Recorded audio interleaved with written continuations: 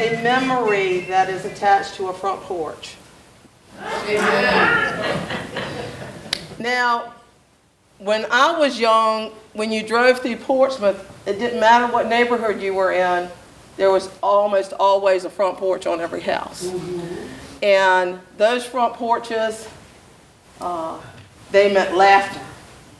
Sometimes they meant tears. Sometimes they meant a song. But they always meant stories. And I feel like the front porch kind of took the place of the fires that the tribal people, the clans, no matter what part of the world, they gathered around to tell their stories, to tell the stories of the day and the stories of yesterdays. And so today, in that oral tradition, we're going to tell you some American history that involves this church and involves especially the African American population of this church. It's primarily about the Underground Railroad, but we call it emancipation before the proclamation. So it's all stories of people who self-emancipated. Not all of them went north. So without further ado, I'd like to present to you Sounds Like Freedom. Lift every voice and sing till earth and heaven ring. Ring with the harmony of liberty. Let all rejoicing rise high as the listening skies. Let it resound loud as the rolling sea. Sing the song full of the faith that the past has taught us. Sing the song full of the hope that the present has brought.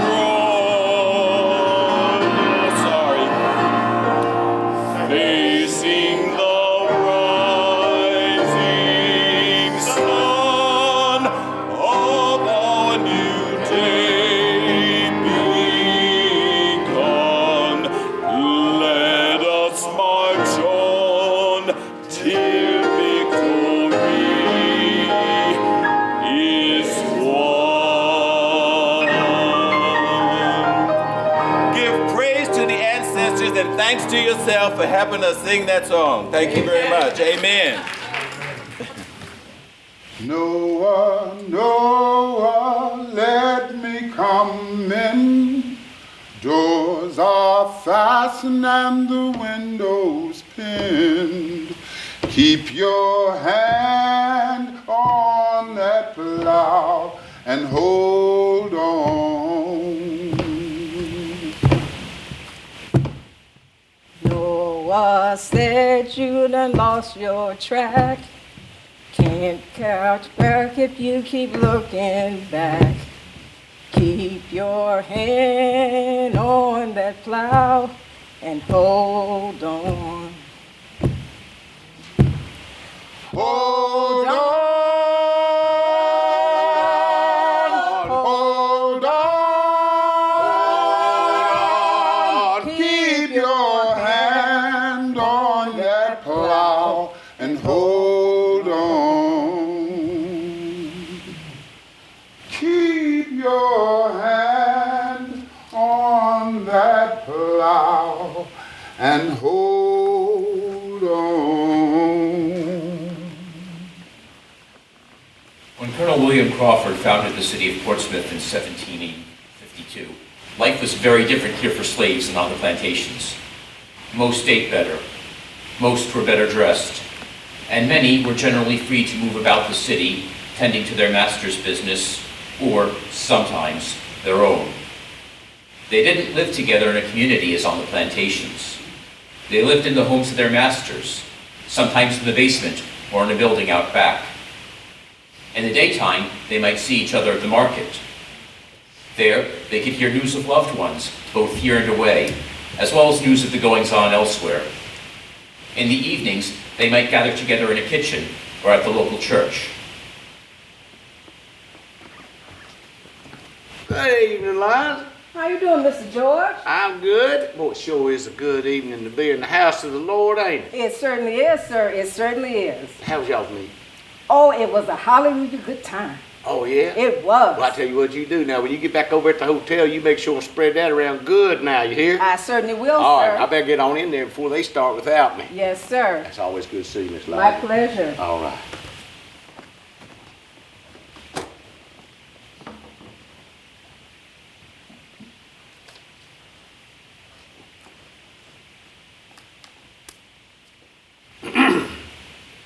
A mighty fortress is our God, a bulwark never failing. Our helper he amid the flood of mortal ills prevailing. For still our ancient wrath doth seek to work us woe. His craft and power are great, and armed with cruel hate. On earth there has no equal. Beginning in 1772, the Methodist Society and the African Methodist Society worshipped independently here in Portsmouth, sharing a succession of buildings. In 1831, the white congregation moved into a new church which still stands on Dinwiddie Street, while the black congregation continued to worship in the old church building, known thereafter as the African Church. How you doing there, Miss Liza? Thompson, What y'all doing such a hurry? my business is my business. Well, I guess, Well, where you off to? what you done heard, Mr. Liza? Is it that obvious? It's that obvious. Well, I'll tell you what. Why don't you just come on and go over there with me? Well, I suppose I can go for a little while. Come on, Thompson, here we go. Hi, Miss Sally. Hello, Miss Eliza. Hey, Miss Sally, how you doing? I ain't seen you around here in a while. What bring you all the way over here from Norfolk? The ferry. Did you think I walked on water? Miss Sally, I think you just mean what brought you to Portsmouth? Oh, eating vegetables, of course. Portsmouth has the best butchers around, you know, and the fruit and vegetables fresh here, too. How's your daughter Mary? Oh, my sister has her enrolled in a fine colored school in Alexandria. I can already see improvement in the letters she's been writing. She says she's got an English teacher. Her dad is English. Thompson. Miss Sally, don't mind Thompson. He didn't mean that. It's all right, Thompson. That child's lighter than I am and free. It don't make no difference under the law. She's still black. Just like you, just like me. Don't make no difference. Well, tell us a little bit more about Miss Mary. Well, she's learning how to sew and needlepoint and all the things a proper young lady needs to make it in this world. That child's going to make her mark. You mark my words. She's going to make her mark.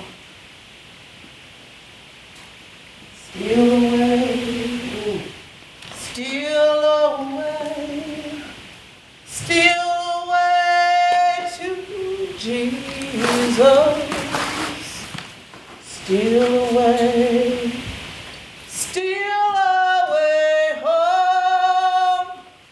I ain't got long to stay here.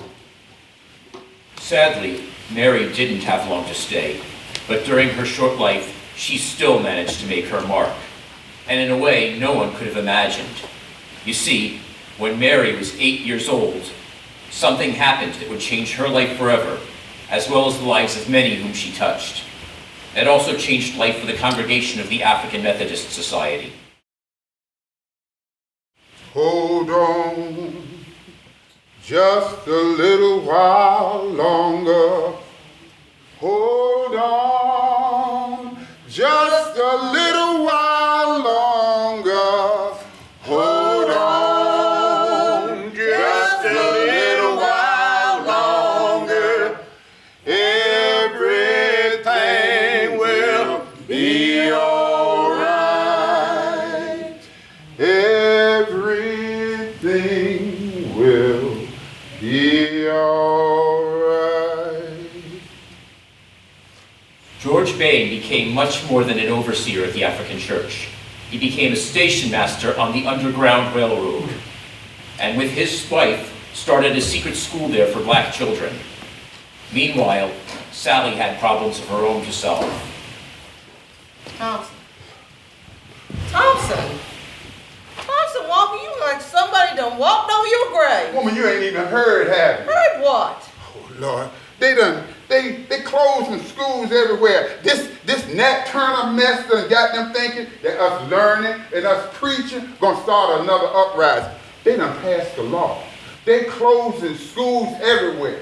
Ain't nobody allowed to teach us, Sally. Not slave, not free. What you mean not free? Pray on, just a little while longer. Pray on, just a little while longer. Pray on, just a little while longer. Everything will be all right. Everything will be all right. These laws, sparked by the Nat Turner War, as it was called hereabouts, at first did not affect Mary, since Alexandria was in the District of Columbia at the time. But before long, the law changed there as well. Well, the letter finally came.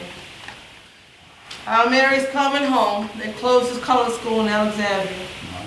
Honey, look, don't fret now. Now, wait a minute now. Mary done been at that school quite a long while, ain't she? I know, but she loves it there and she's doing so well. Huh, what? Ain't it you, the one that's always saying, God have a plan for us? Ain't it you that's always saying, all we got to do is trust him?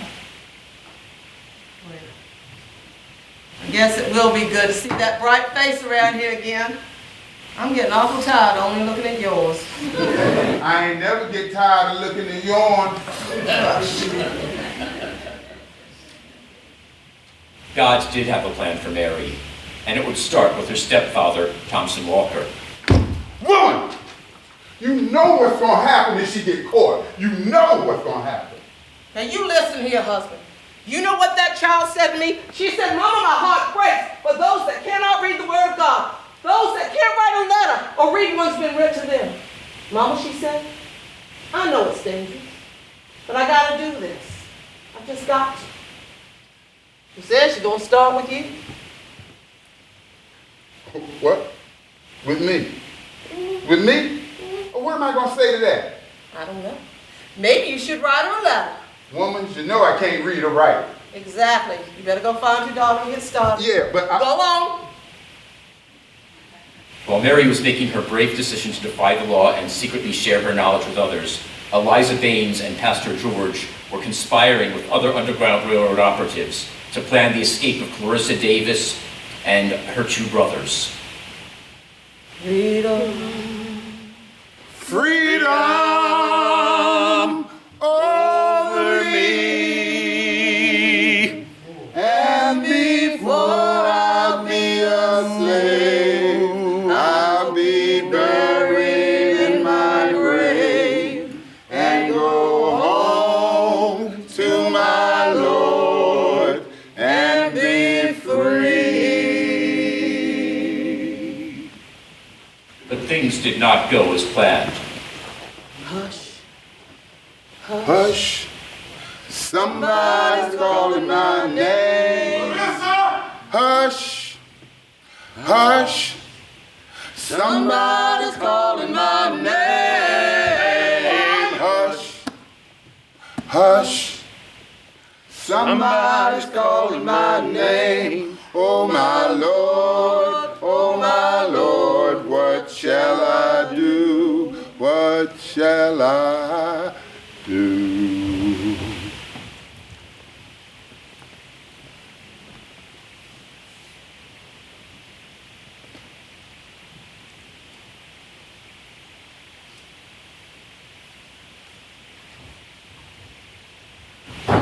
Mr. George. Yeah, what? What is it, Liza? I'm losing my turn. What? Slow down, what is it? Clarissa got now. What? Is she caught? No, she's not caught. I happened to be walking down North Street and I heard a whisper. She was hiding underneath a porch and it was just small as a chicken's coop. No, why didn't y'all bring her here? Oh no, sir, we can't do that. We can't do that. She's better off where she is. There's a bounty out for her. $1,000 bounty out for her. And they're looking for her and her brothers. Well, look here. Sit down here. You're the expert. What do you suppose we ought to do? Well, Reverend George, I think we need to leave her where she is for now. She's better off where she is. And what we can do, or what I will do, is bring her food and water. And when it's a good time for her to come out, then we can go from there. Well, I like your idea. So here's what we're going to do. You do that. What I'm going to do is I'm going to get a hold of William over in Norfolk. I'm going to arrange passage for her on another ship. Okay? We'll get her moved out. All right. But between now and when we can get that done, I guess all we need to do right now is just wait and pray and wait.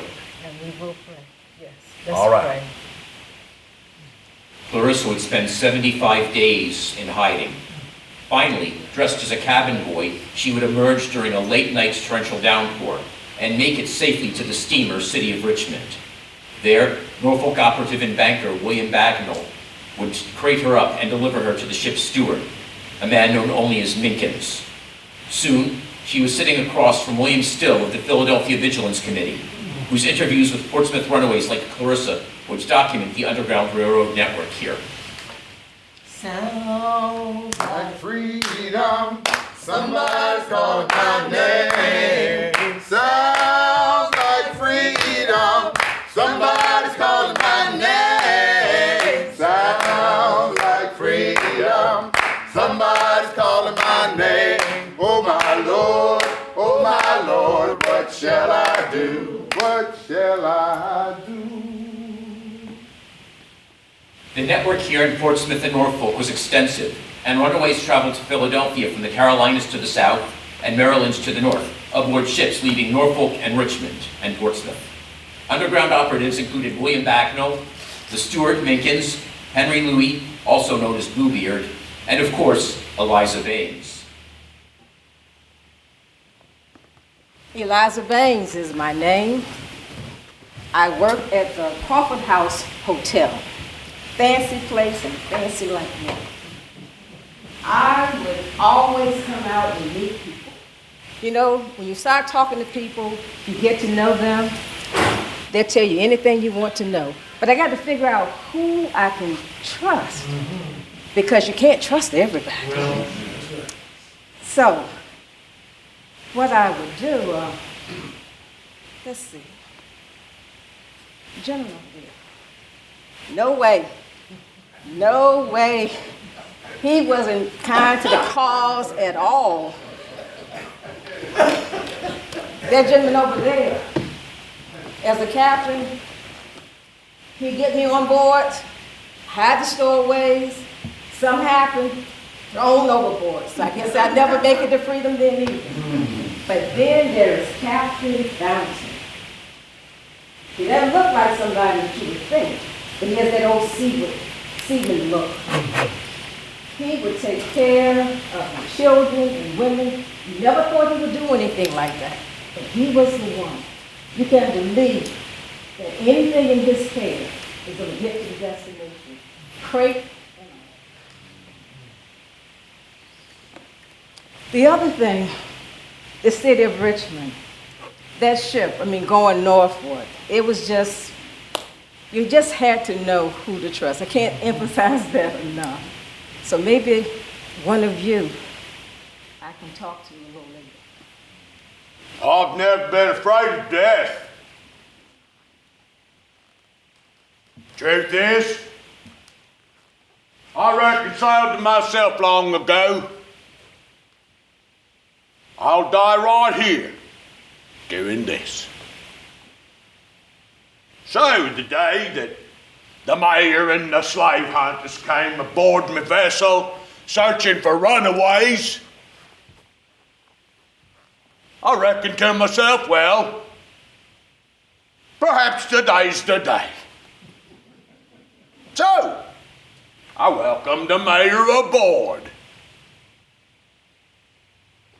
And straight away they start spearing the cargo. Well, with no success, the mayor in his wisdom orders them to chop a hole in the deck of my ship. The chopping, it was comical. Chopping here, chopping there, little wood splinters flying, but not a hole to show for it. So I says to myself, I gotta act quickly. So I snatched the axe from the largest one there. And I says to the mayor, I said, if anybody's gonna put a hole in the deck of my ship, it'll be me, and I'll make quick work of it. So down I come, onto the deck, wood chips flying everywhere. I says to the mayor, how about a hole here? Would you like one here? How about one here? Maybe precisely say, where would you like a hole? So I started chopping again without an answer. Wood chips flying again in all directions.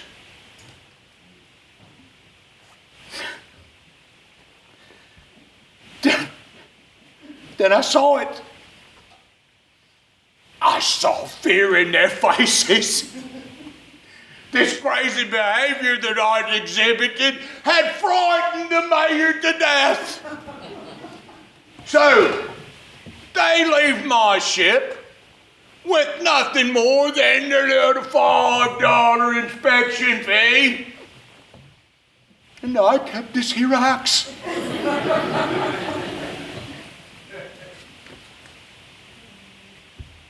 But most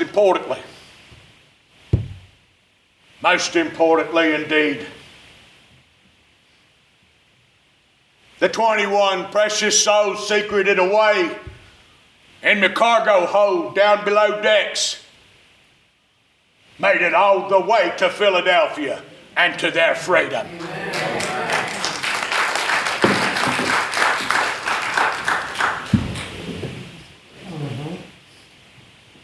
The yellow fever epidemic of 1855 proved to be the perfect opportunity for many enslaved in Portsmouth and Norfolk to escape north or to the Maroon Colony in the Great Dismal Swamp.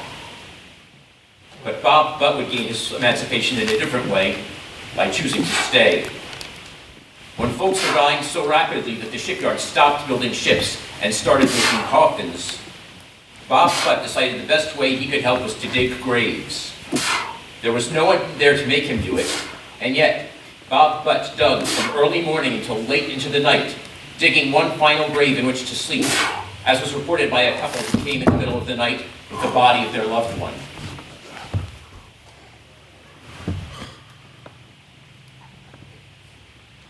What's that? When Bob Butt popped out of the grave, he nearly had to dig two more on the spot.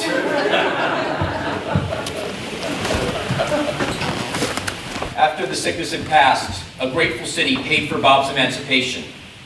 He was employed as a sexton in Trinity Episcopal Church and lived the rest of his life a free man. That same year, the network lost one of its most valuable operatives, Eliza Baines. With a heavy heart, George continued to oversee the church and its clandestine activities. Like William Bagnall, George was a banker, and his reputation was such that no one could or would accuse him outright without proof. But as the network gained momentum, suspicions grew. Although the secret school was never discovered, and no runaway was ever found there, the African church was burned to the ground by what George Bain called wicked hands. Jeffrey, slow down, son. I can't run as soon as I heard. What we gonna do now, Mr. George? What? About what? What were you? Look, let me tell you what we're gonna do. We're gonna build another church. We're gonna build a better church in a better place. Yeah, but folks saying that we got the money, but we can't own no property, Mr. George. That's true. You can't. But I can. Look here. The church can give me the money that y'all raise. I'll go buy the property and I'll deed it back to the church. Now look, Mr. George, I'll tell you, I know I'm only 14, right? But Mr. George, I got a strong back. I'm good at driving a nail or two. Stop right there. Stop right there. Look here now. The congregation of the church met and they said, because the Lord Jesus was crucified and nailed to a cross with nails, there will not be one nail in that building. Well, you're going to save on money too. But how about the other stuff though, Mr. George? What are we going to do about getting the other stuff though? Now, follow along with me. Okay. Down there on that property, there's a stand of tall oak trees. Now, you see them? You see them? I see them. Now, we're going to cut them trees down. We're going to use that for the framing for the building. Now, we get it done that way, but we got one old problem. What's that, Mr. George? We need somebody to donate the brick. Now, Jeffrey, you wouldn't happen to know somebody on the brickyard, would you?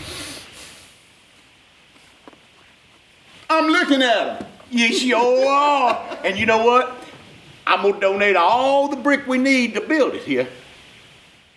Let's see them try to burn a brick.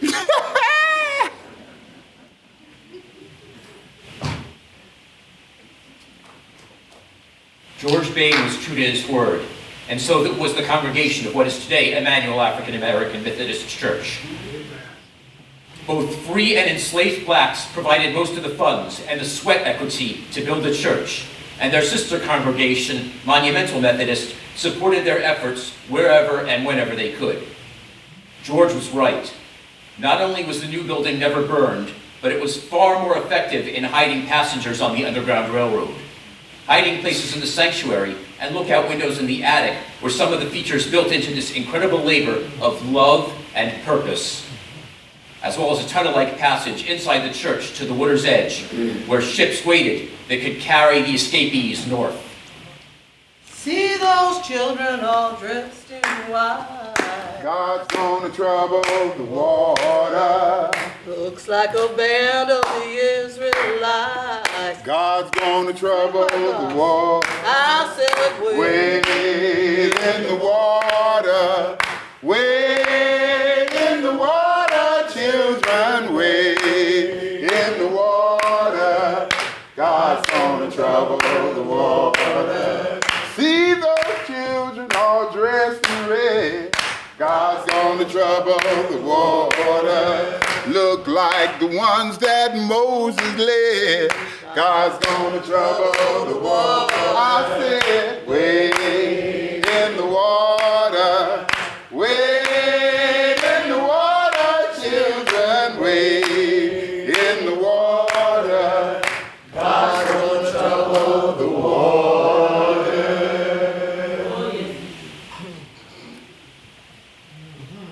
Mary Peake moved to Hampton with her parents, married, and had a little girl who she named Daisy.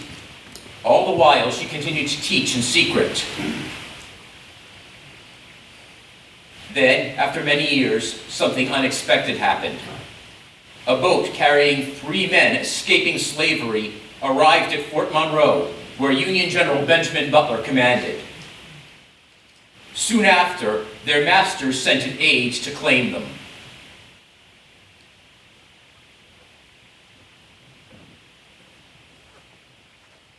Gentlemen,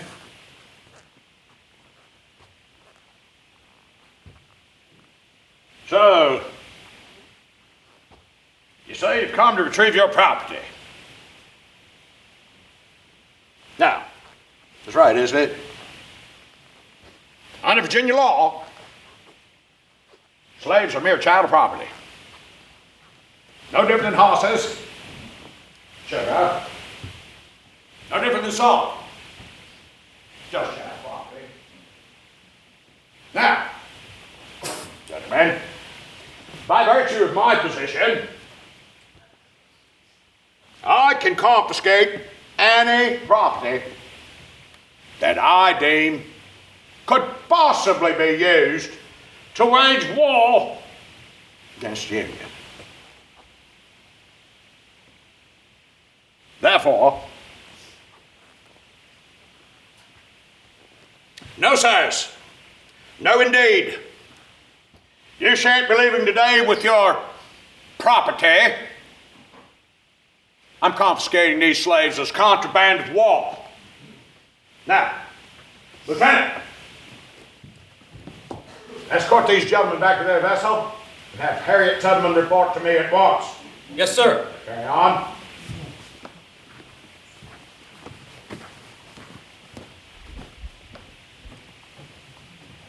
Now, Harriet Tubman, whose code name was Moses, is well known for the many trips she made to lead runaways north. But she was also a nurse, a soldier, and a Union spy who led reconnaissance missions and consulted on raid planning. At this time, she was serving with an all-white regiment under General Butler, and he placed her in charge of seeing to the needs of the hundreds of contraband slaves who sought refuge in Fort Monroe once they realized that Butler had given welcome to the first 3 escapees. It was at that time that Mary Peake began teaching openly to children under a large oak tree just outside the fort. My Lord, He calls me. He calls me by the thunder. The trumpet sounds within my soul.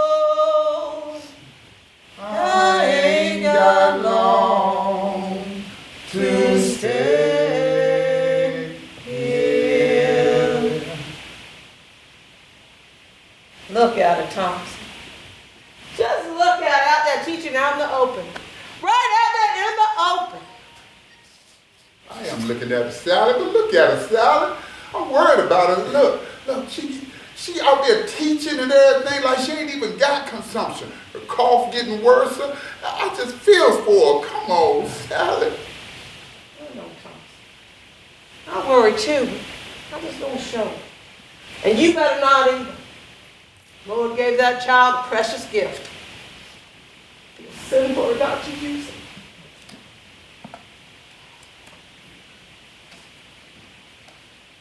Mary continued to teach, calling the children to her bedside when she could no longer get up. Her death was a tremendous loss to all who knew her, especially to Sally and Thompson.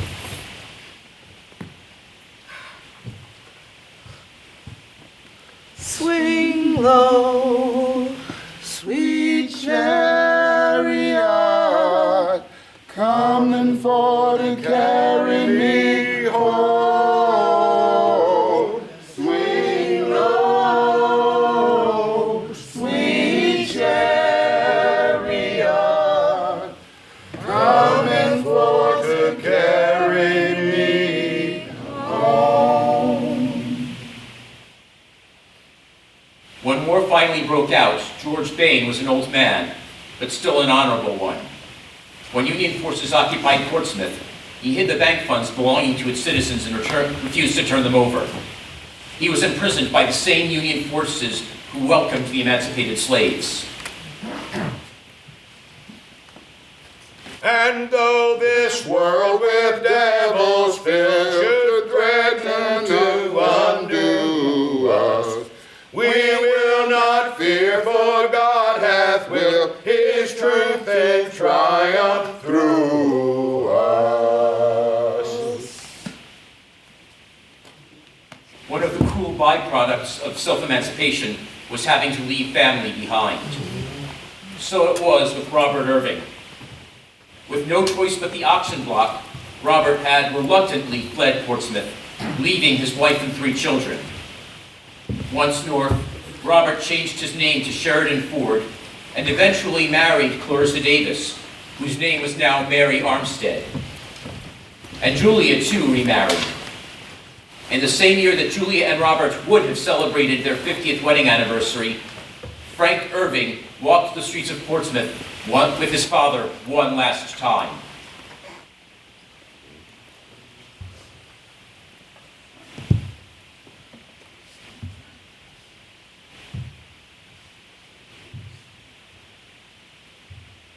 Sheridan placed a solid gold watch in Frank's hand and embraced his son, saying that he would not return. The trip had become too difficult.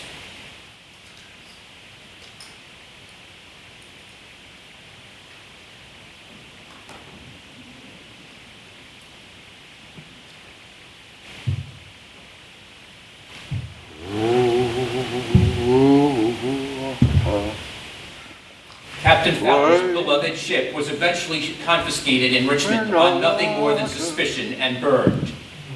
Fountain joined the Union Army, after which his story is lost to history.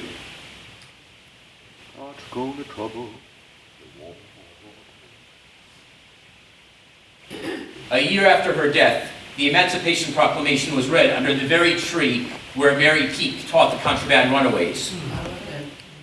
That tree still stands today outside of Hampton University and is known to all as the Emancipation Oak. Sound like freedom, somebody's calling my name. Sounds like freedom, somebody's calling my name. Sounds like freedom, somebody's calling my name. Oh my Lord, what shall I do? What shall I do? Oh. Amen.